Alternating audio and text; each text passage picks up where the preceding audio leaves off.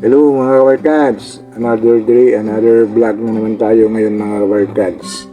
Ngayon mga kabarkads, kinunan natin itong Legacy Leisure Residences, itong condominium natin na tayo dito sa Maa, Davao City. Kasi isang another high-rise building na naman dito sa Davao City at development project. Yan, ibig sabihin is yan, cohesive yung Davao City dahil sa mga naglalakihang building. Yan, hindi na sa likuran, no? Kita natin doon yung Ion Blue. Yan, mga building. Dito sa Maa, dito sa dulo ito, sa may diversion Maa, ito lang yung mataas na building na tinatayo dito. Siguro soon, meron ding magtatayuan dito na mga malaking building kasi marami pang mga baganting lupa dito sa Maa. Yan. Ito yung i-update natin, itong Legacy Leisure Residence dito sa Maa, Davao City. Yan. Let's go!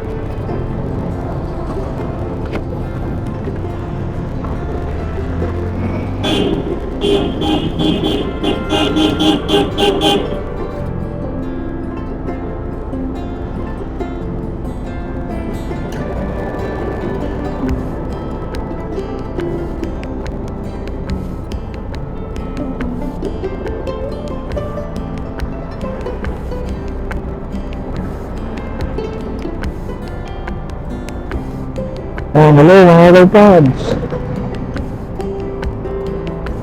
This is RTV Moto Travel Vlog.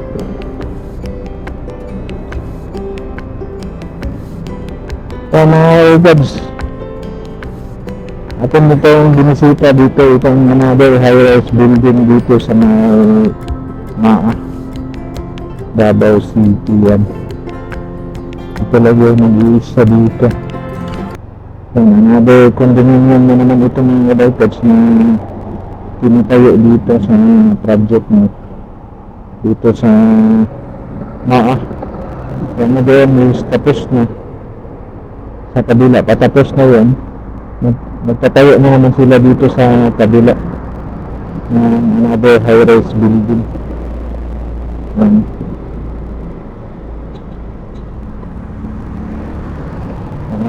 Dalawang building na tinatayo dito nila.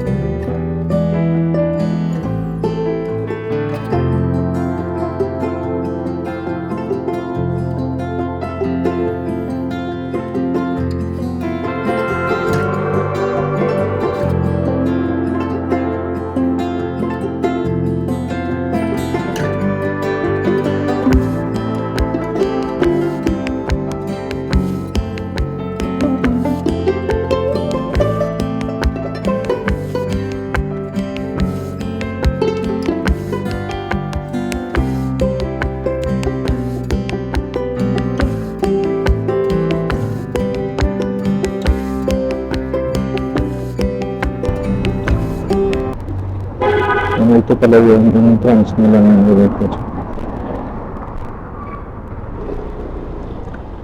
Ito pala yung entrance nila dito. Dito sila nag-entrance.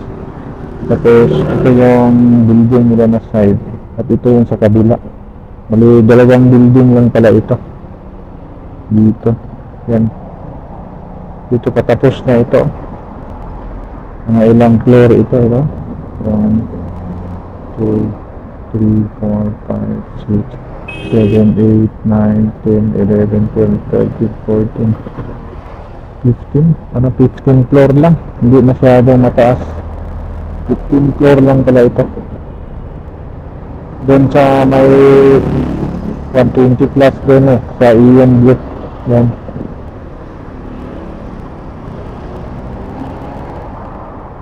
Napaka marami na ngayon nagsitayuan dito ng mga high-rise building mga kabarkads, pero dito sa Davao City is may mga limitasyon dito mga kabarkads sa mga building na tinatayo dito. Hanggang 20 plus lang at 28 story lang yung one dito is limitasyon, hindi naabot ng mga 30. Yan itong mga condominium dito.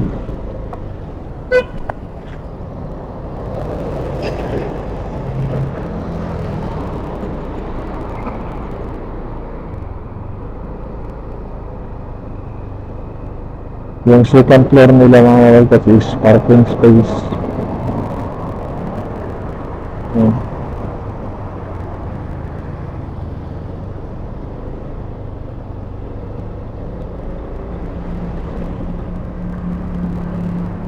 Parang ilang towers ito patayuin dito, meron pa dito sa kabila yata.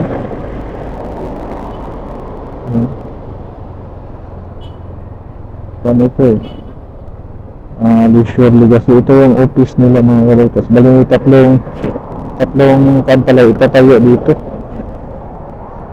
Tatlong condominium. Yan. Ano yung West Pond Legacy Leisure Residence. Yan. Ito yung opisina nila. Yan. Dito na side.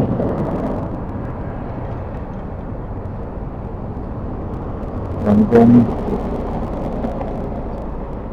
ano yung kanila sa loob.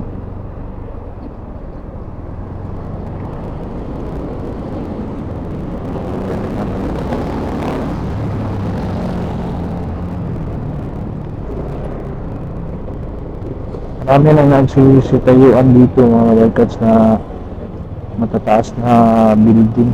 Yan. Dito sa dito na side, ito pa yung pinakamataas dito sa MAA. Siguro soon meron pang susunod dito na mga building na itatayo dito sa MAA. Ito is nasa mga tinawag natin kanina, nasa mga 15 to 16 story ito.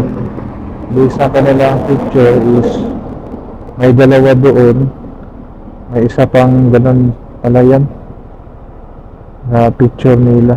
Yan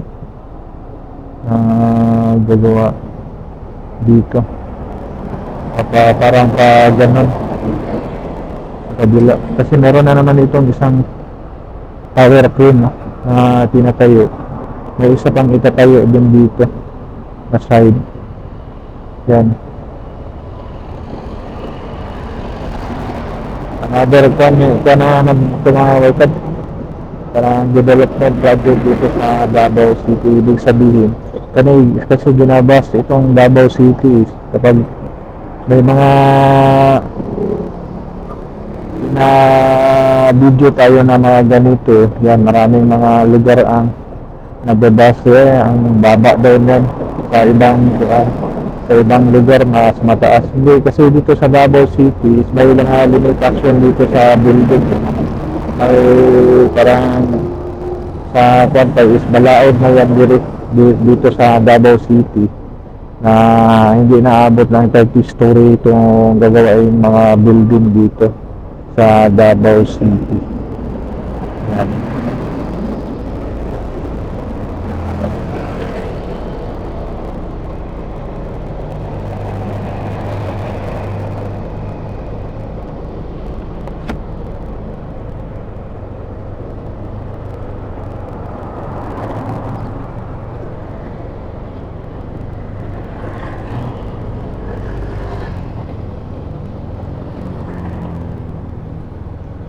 Yan Kalagad, siguro mga kalagad, hanggang dito na lang.